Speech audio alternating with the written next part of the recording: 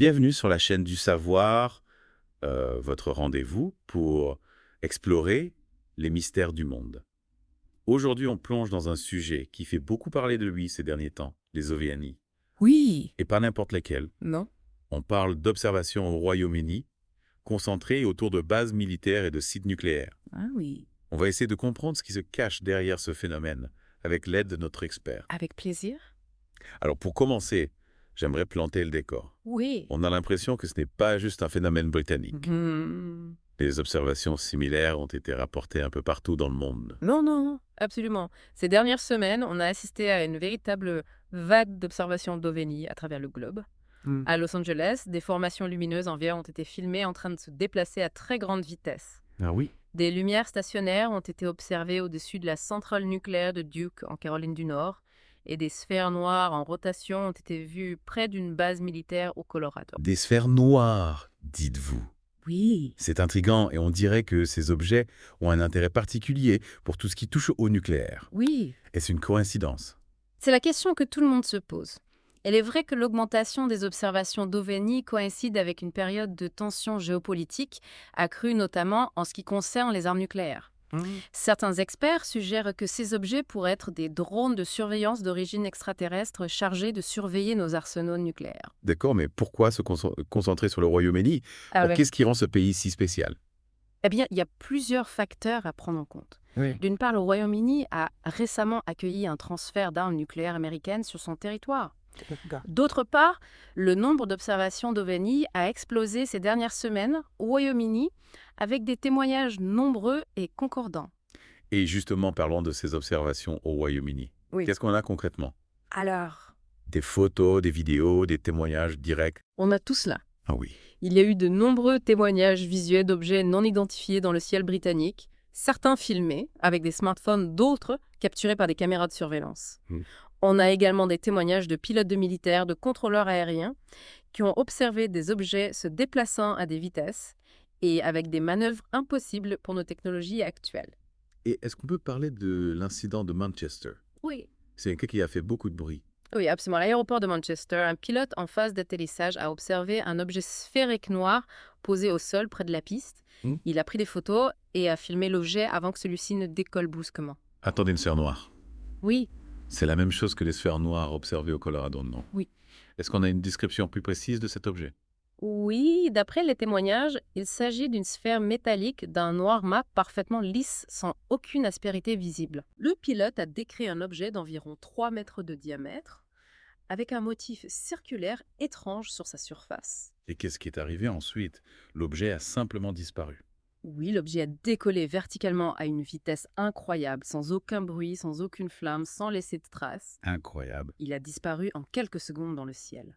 Et l'armée britannique, elle a réagi comment face à cet incident? C'est là que ça devient encore plus intriguant. Hmm. L'armée a confirmé l'observation, mais elle a minimisé l'incident, affirmant qu'il ne représentait aucune menace pour la sécurité nationale. Vraiment, on a l'impression qu'ils essaient d'étouffer l'affaire, de calmer le jeu. Oui, Pourquoi d'après vous? difficile à dire. Peut-être qu'ils en savent plus, qu'ils ne le disent. Peut-être qu'ils sont eux-mêmes déroutés par ce phénomène et ne savent pas comment réagir face à l'inconnu. Et si on revenait sur ces sphères noires, Oui, est-ce qu'on peut les relier aux autres observations d'OVNI dans le monde? oui, Y a-t-il un point commun? c'est une excellente question. En effet, on retrouve ces sphères noires dans plusieurs témoignages, notamment aux États-Unis et en Russie. Hmm. Ce qui est troublant, c'est qu'elles semblent toutes avoir le même comportement.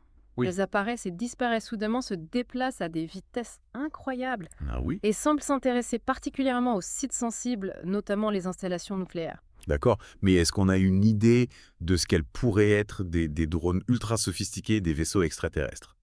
On est encore dans le domaine de l'hypothèse, mais ce qui est sûr, c'est qu'elles dépassent de loin nos capacités technologiques actuelles.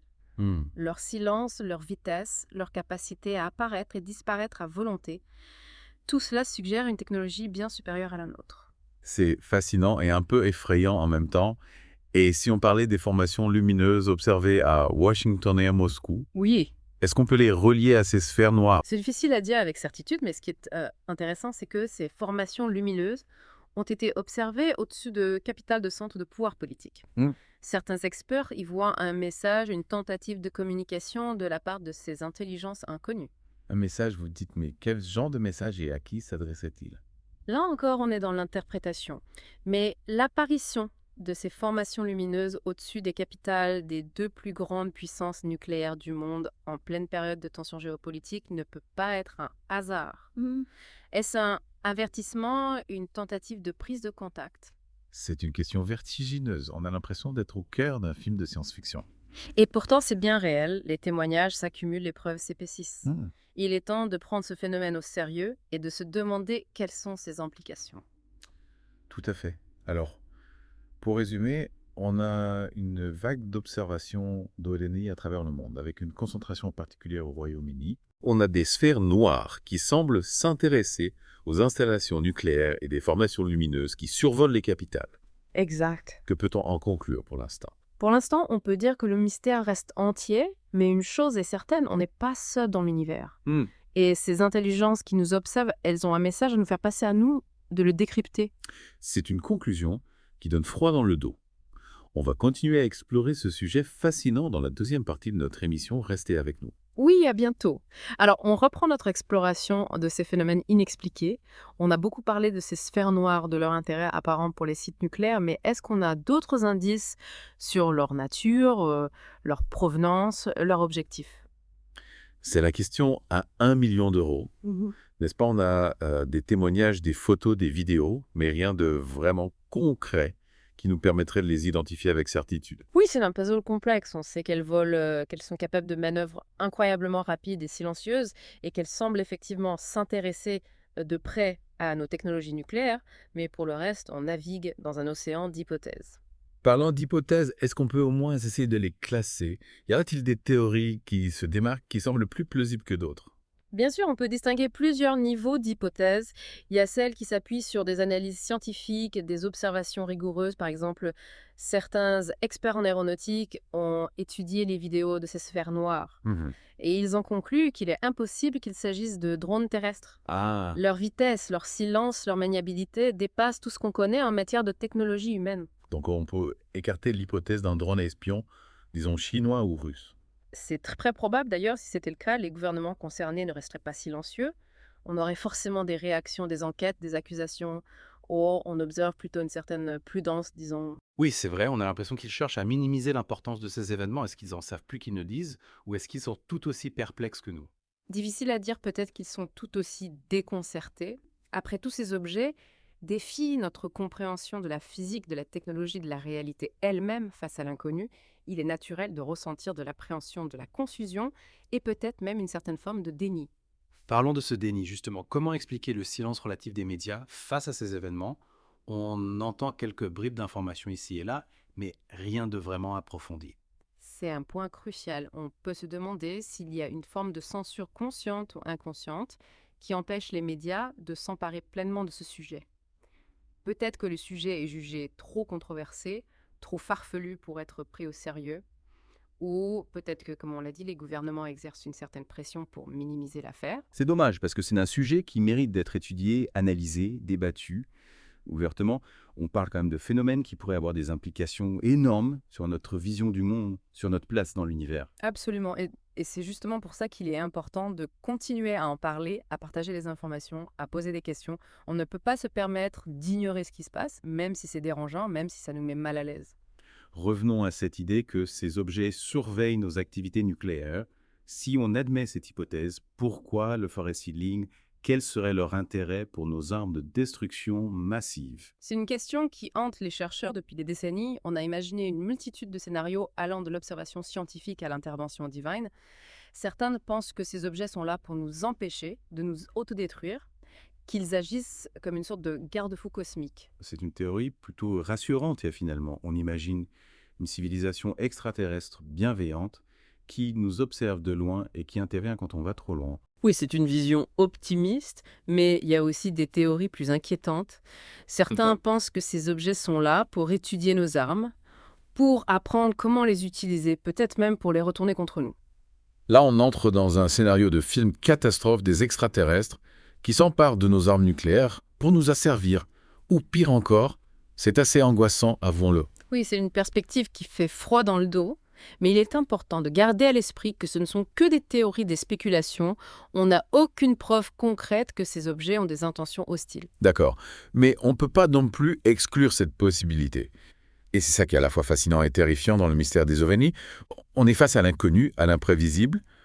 On ne sait pas ce qu'ils veulent ni ce qu'ils sont capables de faire. Exactement. Et c'est pour ça qu'il est important de rester vigilant, de continuer à observer, à analyser, à chercher des réponses. On ne peut pas se permettre de baisser la garde de fer comme si de rien n'était le destin de l'humanité pourrait être en jeu. On a parlé des dangers potentiels. Mais est-ce qu'on peut aussi envisager des implications positives? Est-ce que ces observations d'OVNI pourraient avoir un impact positif sur l'humanité? Bien sûr. Déjà, le simple fait de savoir qu'on n'est pas seul dans l'univers pourrait avoir un impact profond sur notre conscience collective. Ça pourrait nous amener à repenser notre place dans le cosmos, à remettre en question nos certitudes, à nous ouvrir à de nouvelles perspectives. C'est vrai, savoir qu'il existe d'autres formes de vie, peut-être des civilisations bien plus avancées que la nôtre. Ça pourrait nous pousser à évoluer, à grandir, à dépasser nos limites. Exactement. Et puis, il y a l'aspect technologique. Si ces objets sont bien d'origine extraterrestre, ça signifie qu'ils possèdent une technologie incroyablement avancée. Imaginez ce qu'on pourrait apprendre d'eux, les progrès qu'on pourrait faire en matière d'énergie, de transport, de médecine. C'est vrai, ça ouvre un champ des possibles extraordinaires. On Mm. pourrait résoudre les problèmes énergétiques, guérir des maladies incurables, explorer l'univers, c'est presque utopique. Oui, c'est une vision optimiste, mais il faut rester réaliste. On n'a aucune garantie que ces objets soient bienveillants, ni qu'ils soient prêts à partager leurs connaissances avec nous. C'est vrai, on est encore dans le domaine de l'hypothèse du rêve, mais il est important de rêver, de se projeter, d'imaginer un futur où l'humanité aurait franchi un cap grâce à la rencontre avec une civilisation extraterrestre. Tout à fait, l'important, c'est de garder l'esprit ouvert, de ne pas se laisser enfermer dans nos peurs ou nos préjugés. Le mystère des ovnis est un défi à notre intelligence, à notre imagination, et c'est à nous de le relever avec prudence, mais aussi avec curiosité et audace. Justement, parlons de cette curiosité et de cette audace, on a évoqué le silence des médias traditionnels. Mais est-ce que les réseaux sociaux, les forums en ligne, jouent un rôle dans le partage d'informations et de témoignages sur les ovnis? Absolument, les réseaux sociaux et les forums en ligne sont devenus des plateformes essentielles pour le partage d'informations et de témoignages sur les ovnis. Ils permettent de contourner les médias traditionnels, de diffuser des informations rapidement, de connecter les témoins entre eux et de créer une véritable communauté d'investigation. Est-ce que ces plateformes peuvent aussi contribuer à la désinformation, à la propagation de fausses nouvelles et de théories du complot? Bien sûr, il y a toujours un risque de dérive. Il est important de rester critique face aux informations qui circulent en ligne, de vérifier les sources, de croiser les témoignages. Mais malgré ces risques, les réseaux sociaux et les forums en ligne ont permis de briser le silence qui entourait le sujet des ovnis, de donner une voix aux témoins et de stimuler la recherche et l'investigation. D'accord. Et si on revenait sur l'incident de Manchester, est-ce qu'il y a eu d'autres observations similaires au Royaume-Uni ou est-ce que c'est un cas isolé? L'incident de Manchester est loin d'être un cas isolé ces dernières semaines. On a assisté à une multiplication d'observations d'OVNI au Royaume-Uni, notamment autour de bases militaires et de sites sensibles. Y a-t-il des témoignages particulièrement marquants des observations qui sortent du lot? Oui, absolument. Près de l'aéroport de Cambridge, des témoins ont rapporté avoir vu des objets lumineux évoluant à basse altitude, effectuant des manœuvres impossibles pour nos avions. D'autres témoins affirment avoir intercepté des communications radio de l'armée où il était question d'OVNI. C'est troublant. On a l'impression qu'il se passe quelque chose d'important, mais on n'a pas toutes les pièces du puzzle. Et la question qui me vient à l'esprit, c'est pourquoi maintenant? Pourquoi cette soudaine augmentation d'observation d'OVNI et pourquoi cet intérêt pour les sites nucléaires? C'est la grande question, et pour l'instant, on n'a que des hypothèses. Certains pensent que ces objets nous observent depuis longtemps et qu'ils se montrent plus ouvertement maintenant parce que la situation géopolitique est devenue critique, que l'humanité est arrivée à un tournant de son histoire. D'autres pensent qu'il s'agit d'un phénomène nouveau lié à une évolution technologique, une percée scientifique ou une menace inconnue. C'est fascinant, mais aussi un peu effrayant. On a l'impression d'être au bord d'une grande découverte. Mais on ne sait pas si elle sera positive ou négative. Et il y a cette image, la sphère noire de Manchester, qui me trotte dans la tête. C'est tellement étrange, tellement différent de tout ce qu'on connaît. Oui, c'est une image qui marque les esprits et elle nous rappelle que l'univers est plein de mystères, que notre connaissance est limitée, on a encore beaucoup à apprendre et il est important de garder l'esprit ouvert face à l'inconnu. Tout à fait, avant de conclure cette deuxième partie, j'aimerais revenir sur la question des intentions de ces objets. On a parlé des hypothèses bienveillantes et des scénarios catastrophes. Mais est-ce qu'il y a d'autres pistes à explorer, d'autres façons d'interpréter leur présence? Oui, bien sûr, il y a des chercheurs qui explorent des pistes plus philosophiques, disons, ils se demandent si ces objets ne seraient pas des manifestations de notre propre conscience, des projections de nos peurs et de nos aspirations d'autres, envisagent la possibilité que ces objets ne soient pas matériels au sens strict du terme, qu'ils appartiennent à d'autres dimensions, à d'autres réalités, et que leur apparition dans notre monde soit le résultat d'une interaction complexe entre ces différents niveaux de réalité. C'est une approche fascinante qui ouvre des perspectives nouvelles.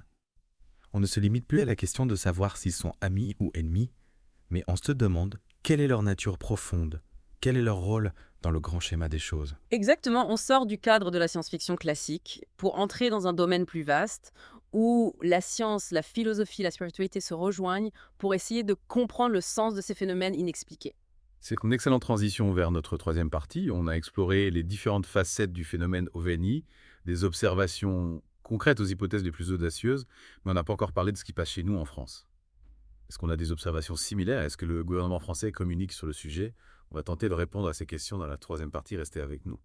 On a beaucoup parlé des observations d'OVNI dans le monde, aux États-Unis, au Royaume-Uni, mais qu'en est-il de la France? Avons-nous aussi notre lot de phénomènes inexpliqués, ces sphères noires, qui semblent fascinées par le nucléaire? C'est une question pertinente. La France, avec son important programme nucléaire, représente forcément un point d'intérêt pour quiconque s'intéresse à ce type de technologie, qu'il soit humain ou non. Justement, a-t-on des données, des témoignages, des observations d'OVNI en France? Et si oui, y a-t-il des similitudes avec ce qui est observé ailleurs? La France possède une longue histoire d'observation d'OVNI remontant à plusieurs décennies.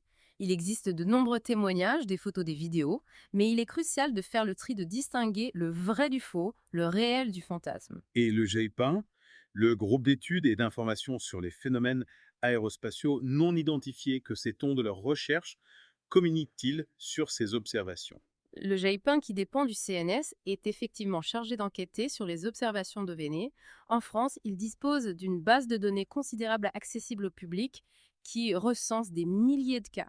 Il publie également des rapports régulièrement, mais leur approche est, disons, très scientifique. C'est-à-dire qu'ils cherchent des explications rationnelles, des causes naturelles avant d'envisager l'hypothèse extraterrestre. Exactement, leur mission est d'étudier, d'analyser, de démystifier.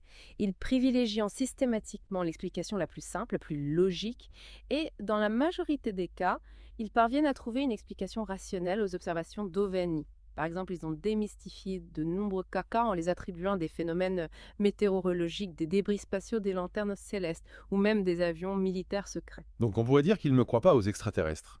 Je ne dirais pas ça, il ne nie pas la possibilité d'une vie extraterrestre, mais il reste prudent et méthodique. L'hypothèse extraterrestre n'est envisagée qu'en dernier recours lorsque toutes les autres explications ont été écartées. C'est une approche scientifique rigoureuse, mais peut-on réellement écarter l'hypothèse extraterrestre aussi facilement?